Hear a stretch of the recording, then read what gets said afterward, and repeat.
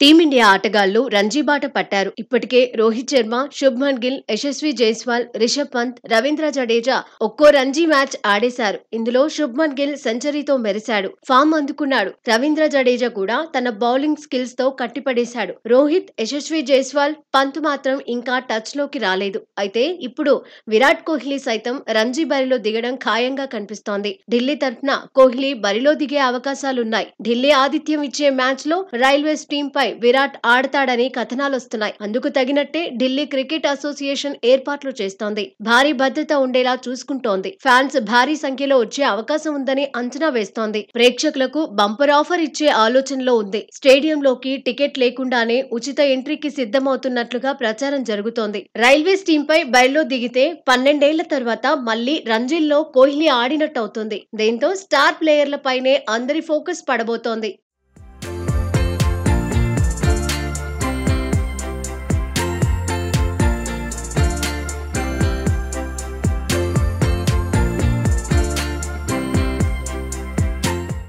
Form లోకి రావడంపై విరాట్ దృష్టి పెట్టాడు. గత వన్డే వరల్డ్ కప్ తర్వాత స్టార్ ప్లేయర్ తనదైన ముద్ర వేయలేకపోయాడు. టెస్టుల్లో మ్యాజిక్ చేయలేకపోతున్నాడు. స్వదేశంలో బంగ్లాదేశ్, న్యూజిలాండ్ తో సిరీస్ల్లో విఫలమయ్యాడు. 5 మ్యాచుల్లో అత్యధిక స్కోర్ 47 పరుగులు మాత్రమే. న్యూజిలాండ్ తో 3 మ్యాచుల్లో కలిపి 93 పరుగులే సాధించాడు. యావరేజ్ గా 15.50 మాత్రమే. బార్డర్ గవస్కర్ ట్రోఫీలోనూ విరాట్ విఫలమయ్యాడు. 5 మ్యాచ్లు ఆడినప్పటికీ జస్ట్ 190 పరుగులకే పరిమితమయ్యాడు.